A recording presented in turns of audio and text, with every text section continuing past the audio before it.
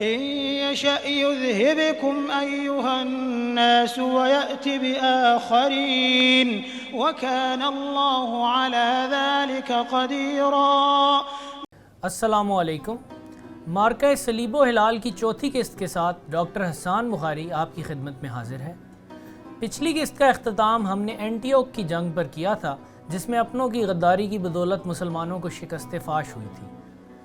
اینٹیوک کی فتح کے 2 ماہ بعد 1 اگست 1098 کو ایڈیمار آف لپی انتقال کر گیا۔ ایڈیمار ایک دانش مند انسان تھا اور صلیبی فوج میں اپنی بہادری اور ذہانت کی وجہ سے بہت مقبول تھا۔ اس کی موت سے صلیبیوں میں ایک پاور ویکیوم پیدا ہو گیا۔ ایڈیمار کو پوپ نے صلیبی جنگ کا قائد مقرر کیا تھا، مگر پوپ نے اس کا نائب کسی کو نہیں بنایا تھا جو اس کی موت کے بعد لیڈرشپ سنبھال لیتا۔ ایڈیمار کی موت کے بعد ریمنڈ آف تولوز اور بوہیمنڈ دونوں صلیبیوں کی قیادت کے دعوے دار بن گئے۔ ان دونوں کے جھگڑے نے کافی طول کھینچا اور نتیجتاً صلیبی فوج کئی مہینوں تک اینٹیوک میں ہی موجود رہی۔ 1098 کے سال میں مصر کی فاطمی خلافت نے فلسطین پر حملہ کر دیا۔ یروشلم پر اس وقت 2 بھائیوں کی حکومت تھی جن کے نام سقمان اور الغازی تھے۔ فاطمی وزیر الافضل شہنشاہ نے سقمان اور الغازی کو شکست دے کر پورے فلسطین پر قبضہ کر لیا۔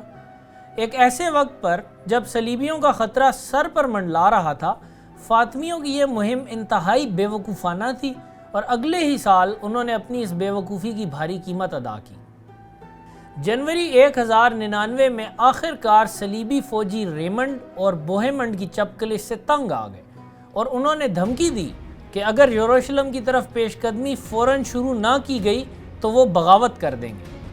چنانچہ صلیبی لیڈرز نے ایک کمپرومائز کر لیا، جس کی روح سے بوہیمنڈ حاکم اینٹیوک کی حیثیت سے اینٹیوک میں ہی رک گیا اور صلیبی فوج 13 جنوری 1099 کو ریمنڈ آف تولوز، گوڈفرے آف بولیون اور رابرٹ آف نارمنڈی کی قیادت میں یروشلم کی طرف روانہ ہو گئی۔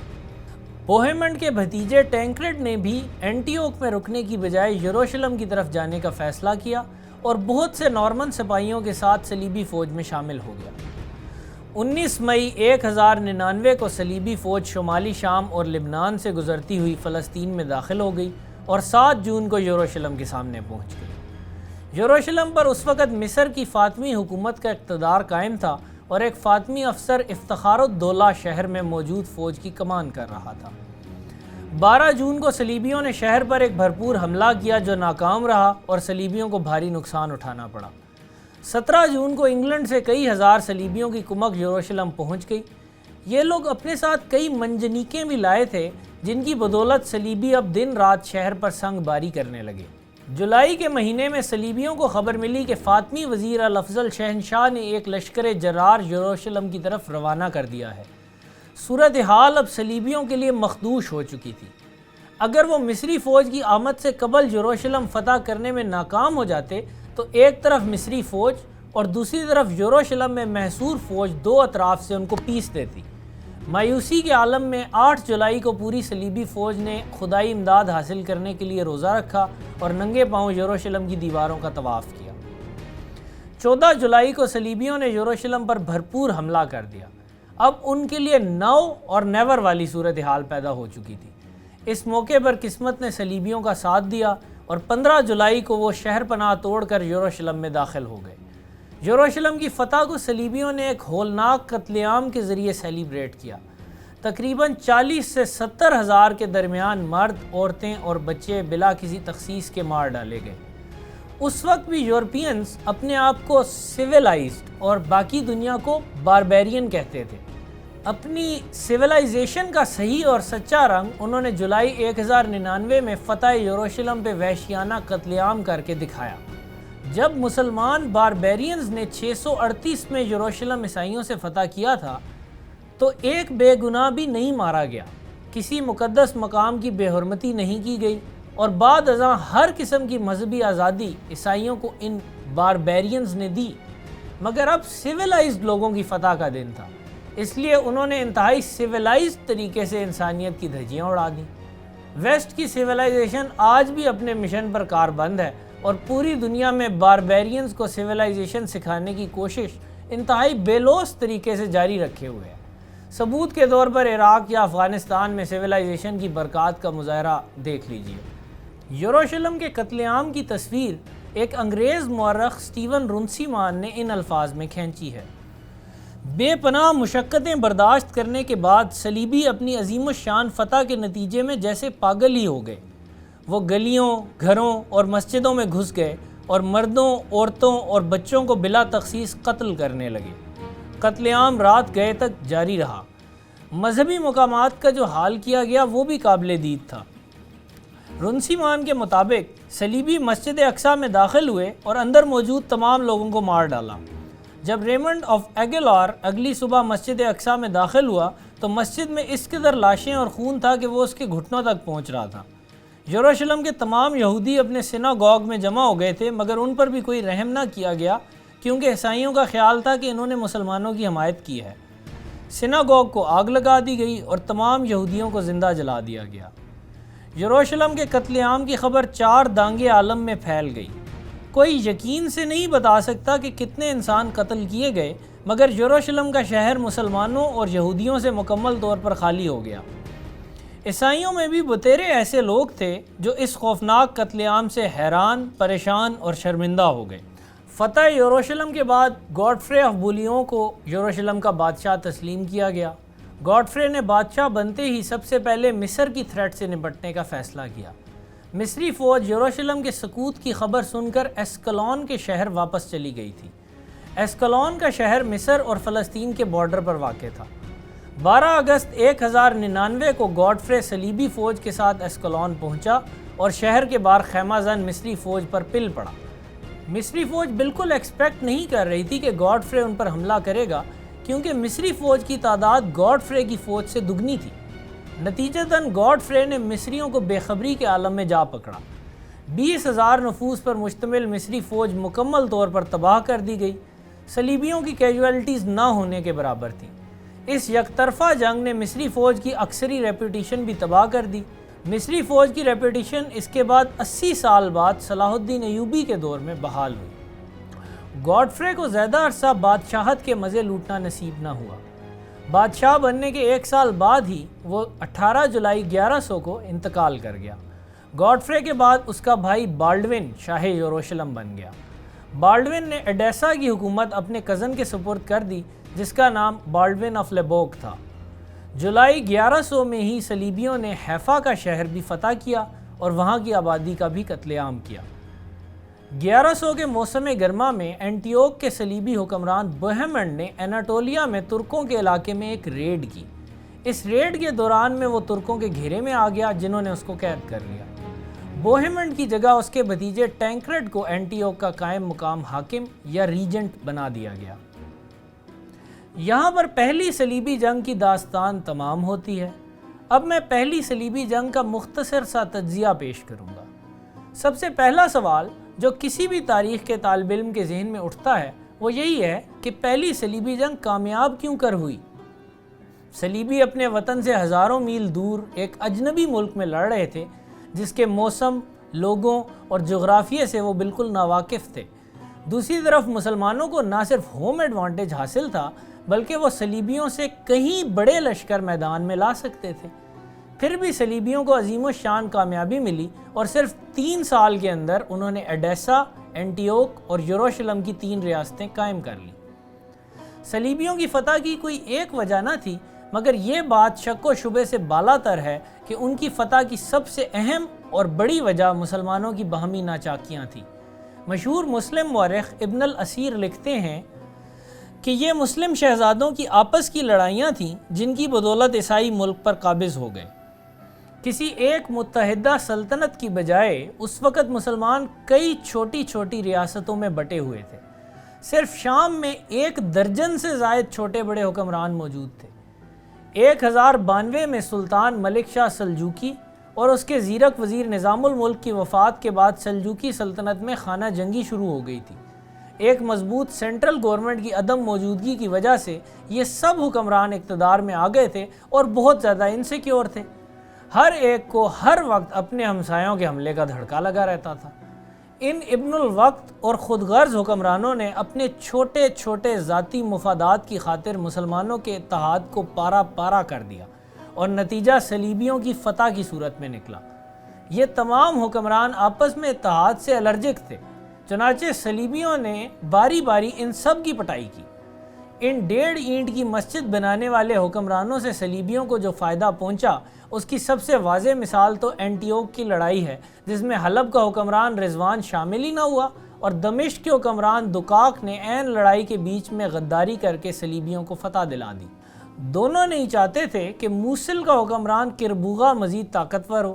کربوغا کی دشمنی میں انہوں نے صلیبیوں کو مسلمانوں کے سر پر مسلط کر دیا اور پھر صلیبیوں کو شام و فلسطین سے کک آؤٹ کرنے میں 200 سال لگے۔ دکاک اور رضوان جیسے ناعاقبت اندیش ملت فروشوں کی بدولت صلیبیوں کے ہاتھوں لاکھوں بے کس مسلمانوں کا قتل عام ہوا اور قبلہ اول مسجد اقصی بھی کفار کے قبضے میں آ گئی۔ صلیبیوں کی کامیابی کی دوسری بڑی وجہ مذہبی جوش و خروش تھا۔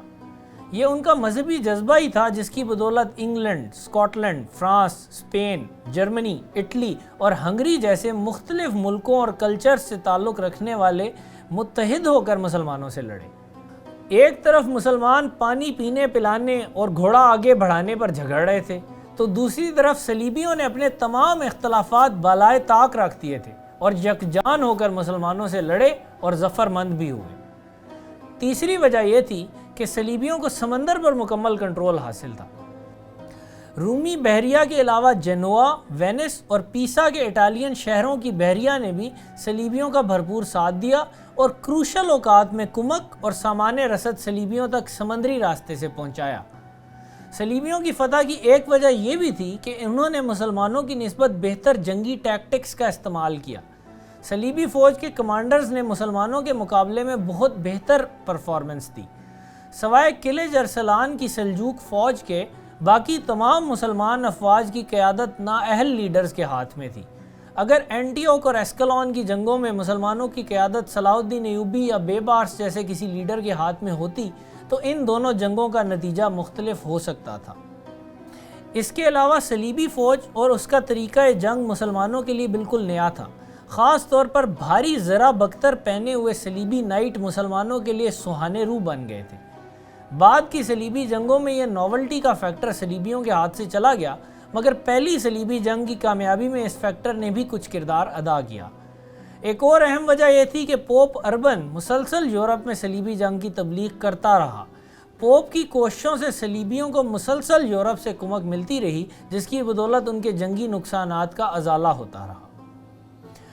ایپیسوڈ کے اختتام پر میں پہلی صلیبی جنگ کے بعد جنم لینے والی صلیبی ریاستوں کی کچھ فالٹ لائنز یا کمزوریوں کا بھی مختصر سا جائزہ لوں گا۔ سب سے پہلے تو یہ بات کہ صلیبیوں نے ایڈیسا، اینٹیوک اور یروشلم کی 3 ریاستیں قائم کر لی تھیں، مگر ابھی بھی شام و فلسطین کے ساحل کا بیشتر حصہ مسلمانوں کے قبضے میں تھا۔ بیروت، ٹریپولی، سیڈون، ایکڑ اور ایسکلون کے اہم ساحلی شہر ابھی تک صلیبیوں کے تصرف میں نہیں آئے تھے۔ اپنے آپ کو شام و فلسطین میں برقرار رکھنے کے لیے صلیبیوں کو یورپ سے مسلسل کمک اور نئے رضاکاروں کی ضرورت تھی، مگر جب تک وہ شام و فلسطین کے ساحل پر اپنا قبضہ نہ کر لیتے تب تک یورپ سے ان کا سیکیور لنک اسٹیبلش نہ ہو سکتا تھا۔ یورپ سے یروشلم تک کا زمینی راستہ بہت پرخطر تھا اور اگلی قسط میں ہم دیکھیں گے کہ 1101 میں صلیبی جنگجوؤں کی ایک بڑی تعداد یورپ سے شام تک آتے ہوئے اناٹولیا میں ماری گئی۔ زمینی راستے کی نسبت سمندری راستے سے سفر آسان بھی تھا اور تیز بھی، مگر صلیبی سمندری راستے اور اپنی بحری قوت کا بھرپور استعمال اسی صورت میں کر سکتے تھے کہ شام و فلسطین کا پورا ساحل اینٹیوک سے لے کر ایسکلون تک ان کے قبضے میں آ جائے۔ دوسری فالٹ لائن یہ تھی کہ مذہبی جوش و خروش کے بل پر صلیبیوں نے آپس میں اتحاد برقرار رکھا تھا، مگر انہوں نے شام و فلسطین میں ایک متحدہ ریاست کی بجائے 3 مختلف ریاستیں بنائیں۔ مستقبل میں یہ عین ممکن تھا کہ ان تینوں ریاستوں کے حکمران آپس میں کمپیٹ کرنا شروع کر دیں اور مسلمانوں کی طرح صلیبیوں کو بھی باہمی ناچاکی کے مسئلے کا سامنا کرنا پڑے۔ اینٹیوک کی فتح کے بعد بوہیمنڈ اور ریمنڈ کے جھگڑے نے بھی اس چیز کو انڈیکیٹ کیا تھا کہ مذہبی جوش میں کمی ہوتے ہی صلیبیوں کی باہمی رائیولریز ان کے اتحاد کو کمزور کر سکتی ہیں۔ صلیبی جنگوں کی الٹیمیٹ کامیابی کے لیے ضروری تھا کہ رومیوں اور صلیبیوں کے درمیان برادرانہ تعلقات قائم ہوں۔ رومی سلطنت کسی بھی ایمرجنسی میں سب سے پہلے صلیبیوں کی مدد کو پہنچ سکتی تھی اور صلیبی بھی رومی سلطنت کی ترکوں کے خلاف مدد کر سکتے تھے، مگر پہلی صلیبی جنگ میں ہی صلیبیوں اور رومیوں کے تعلقات میں تناؤ آنا شروع ہو گیا تھا۔ غریب اور وحشی صلیبی رومیوں کی دولت و ثروت کو دیکھ کر بہت حسد میں مبتلا ہو گئے تھے۔ دوسری طرف رومی صلیبیوں کو جاہل اور وحشی سمجھ کر ان کے ساتھ کافی کانڈیسینڈنگ برتاؤ کرتے تھے۔ آگے چل کر رومیوں اور صلیبیوں کے تعلقات مزید خراب ہو گئے اور نتیجتاً ایک دوسرے کی مدد کرنا تو درکنار، یہ دونوں عیسائی طاقتیں ایک دوسرے کی ہی جانی دشمن بن گئیں۔ صلیبی ریاستوں کی چوتھی فالٹ لائن یہ تھی کہ ان ریاستوں کی اکانومی بہت کمزور تھی۔ پہلی صلیبی جنگ میں صلیبی جہاں گئے وہاں سے مسلمانوں کا نام و نشان انہوں نے مٹا دیا۔ صلیبیوں کی بربریت کی بدولت ان کے فتح کردہ علاقوں کی آبادی بہت کم رہ گئی تھی اور کھیت ویران اور بنجر ہو گئے تھے۔ اس دور میں ریاستوں کی اکانومی کا دار و مدار زیادہ تر ایگریکلچر پر ہی ہوتا تھا اور صلیبیوں کی خونخواری نے ان کے زیر تسلط علاقوں کا ایگریکلچر تباہ کر دیا۔ ایڈیسا کی صلیبی ریاست کی ایک جغرافیائی فالٹ لائن یہ بھی تھی کہ ریاست ایڈیسا کا بیشتر حصہ دریائے فرات کے مشرقی جانب تھا۔ اس وجہ سے اسٹریٹجیکلی ایڈیسا کی ریاست کا ایک ڈٹرمنٹ دشمن کے خلاف دفاع کافی مشکل تھا۔ خاص طور پر موصل اور حلب کی طرف سے اس صلیبی ریاست کو شدید خطرات لاحق تھے۔ ایک اور خود ساختہ مسئلہ جو صلیبیوں نے اپنے لیے پیدا کیا وہ یہ تھا کہ ان کے ظلم و بربریت نے مسلمانوں پر یہ واضح کر دیا کہ اب شام و فلسطین میں یا وہ رہیں گے یا صلیبی رہیں گے۔ Neither can live whilst the other survives۔ درمیانی راستہ کوئی نہیں۔ خاص طور پر یروشلم کا خوفناک قتل عام اور مقامات مقدسہ کی بے حرمتی مسلمان کبھی نہ بھولے۔ جب 88 سال بعد صلاح الدین ایوبی نے یروشلم فتح کیا تو اس وقت بھی اس نے صلیبی لیڈرز کو ان کے آباء و اجداد کے کالے کرتوت یاد دلا کر شرم دلائی تھی۔ ان فالٹ لائن سے ظاہر ہوتا ہے کہ مسلمانوں کے پاس اب بھی بازی پلٹنے کا موقع موجود تھا۔ اگر مسلمان اب بھی متحد ہو کر مقابلہ کرتے تو صلیبیوں کو جلد شام اور فلسطین سے نکالا جا سکتا تھا۔ دوسری طرف صلیبی اگر اپنی ان فالٹ لائنز کو درست کر لیتے تو وہ ایک پرماننٹ اور لانگ ٹرم سلطنت قائم کر سکتے تھے۔ مقابلہ الٹیمیٹلی یونٹی پر آ گیا تھا۔ جو بھی سائیڈ اپنی یونٹی برقرار رکھتے ہوئے دشمن کو انتشار اور خانہ جنگی میں مبتلا کر دیتی وہ فتح یاب ہوتی۔ مسلمانوں کے لیے سخت ضروری تھا کہ مصر، شام اور موصل اگر ایک حکومت تلے نہ بھی ہوں تو ایک پیج پر ہوں۔ اسی طرح صلیبیوں کے لیے ضروری تھا کہ تینوں صلیبی ریاستیں، رومی سلطنت اور سلیسیا کے آرمینینز اپنا اتحاد برقرار رکھیں۔ ملک ہاتھوں سے گیا، ملت کی آنکھیں کھل گئیں، حق تیرا چشمے عطا کر دست غافل در نگر۔